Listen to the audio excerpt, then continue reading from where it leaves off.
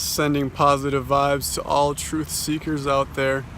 This is going to be part 2 to what human language is. Okay, in part 1 we discovered the limits of language, and also we learned that humans play games with language, and that's all that language is simply playing games with other humans to benefit our surviving, and also just to have an interest and have fun with each other. And that's what builds purpose in life, is by interacting using language. Okay, in this episode though, we're going to look at it much more philosophically to figure out what a thing is when you call it a thing. Okay, so we use the tree example. When we look at a tree, what are we looking at? Okay, like we said, when humans are trying to survive, they're trying to categorize things and put things in little boxes to categorize things as either good or bad. Okay, so that's beneficial to our survival. Okay, but when you look at a tree, what is it that you're looking at? Is it a tree, or is it actually not a tree what you're looking at? What is the essence of a tree when you're looking at it? What is its essence? Okay, there are many different ways that we can try to explain what a tree is exactly when you're pointing to it and saying that it's a tree. Okay, let's look at it scientifically about what it is. So first, we explain trees through biology. We say that a tree is a collection of cells. We say that a tree is alive, and those cells interact with each other through photosynthesis to keep it alive. So a tree is absorbing carbon dioxide and produces oxygen. Okay, but what is biology exactly? Well, that's actually can be explained by chemistry. If you keep going down the line, biology can largely be explained by chemistry, according to science, according to chemists. If you talk to chemists, they'll say, yeah, biology can be explained in greater detail through chemistry. What does chemistry say that it is? A tree is full of elements and atoms. So elements are made of atoms. So eventually, through chemistry, you learn that what a thing is that it's a combination of atoms. Okay, so there are all of these different atoms and elements in the universe and in the world, and a tree has a specific types of elements. But however, in chemistry, you learn that the basis is atoms. Okay, but what is an atom? Because now you get into physics.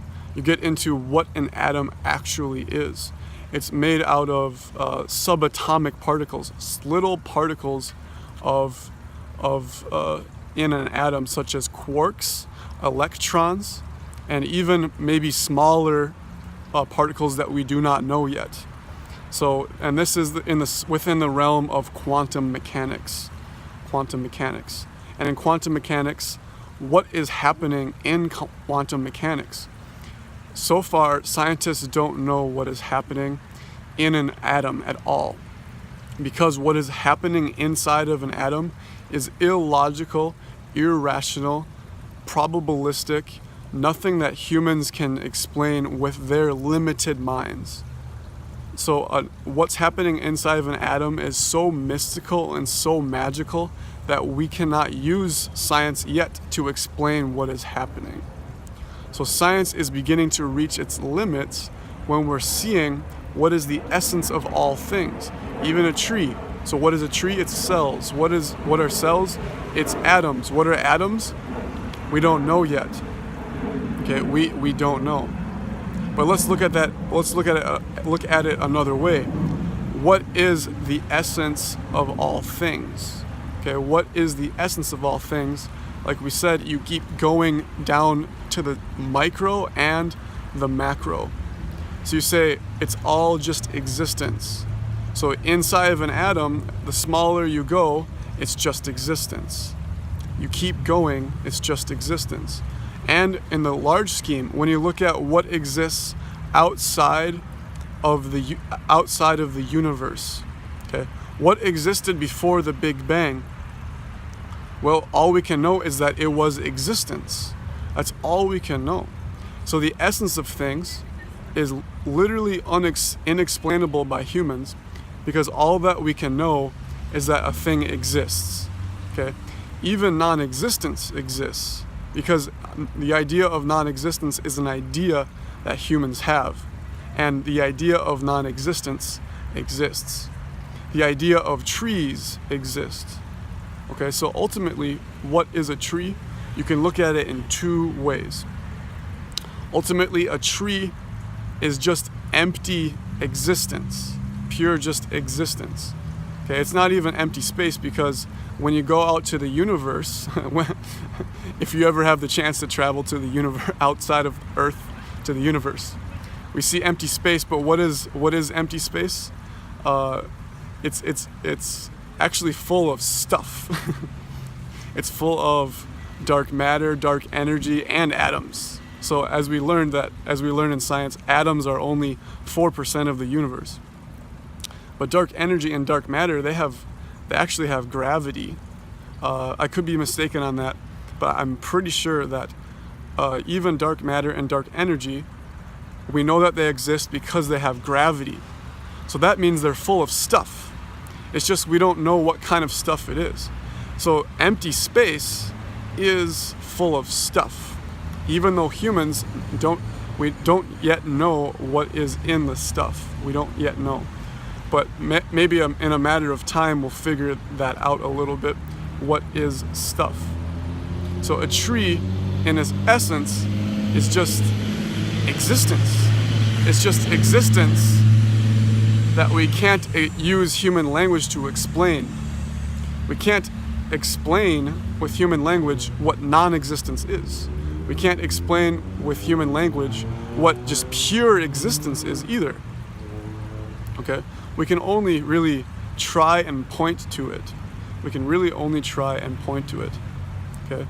And another way to look at a tree is that it is just a human idea. It is a human conception. What a tree is ideas that humans have created. Okay, so when you look at a tree, you start seeing like, wow, that is just an idea. I am creating that tree out of my mind. So we look at the world, and when we begin categorizing things, you automatically do that in your mind.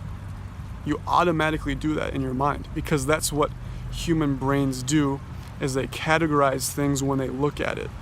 Okay, you look at something and it appears like a flower, and immediately your mind says it's a flower. When you look at something and it looks and appears as grass, you say that is grass. So now you're creating your world.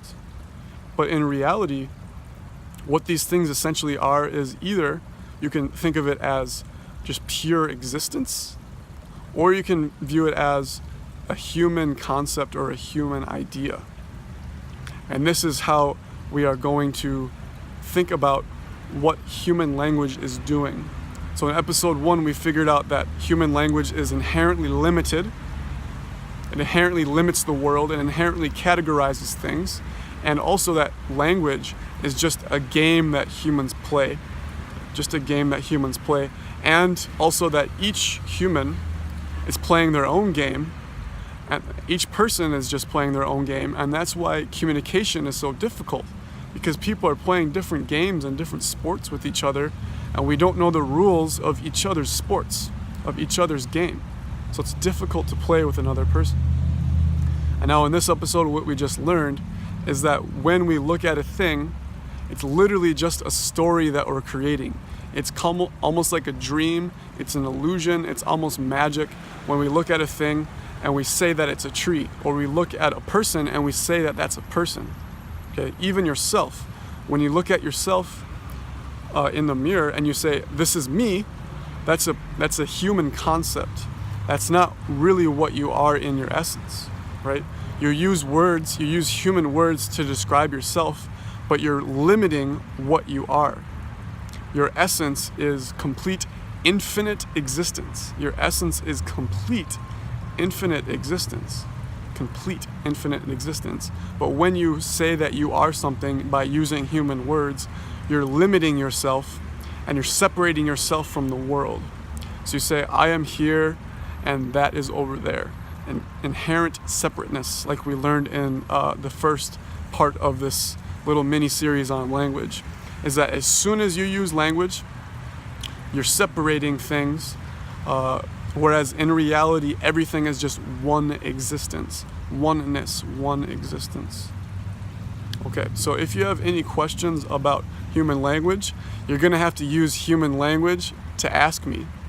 Okay, that's going to be kind of an issue that we see going forward, is the idea that we're using human language to ask questions. So how do we get to truth again? Is silence. Truth inherently is silence. So how do we communicate with each other? It's through our energy fields, the energy that we have emanating from our heart. This is how we communicate with each other. Okay? But the thing is, our minds are not open enough to realize this. So we have to communicate with our minds and our brains and our words to begin deconstruction.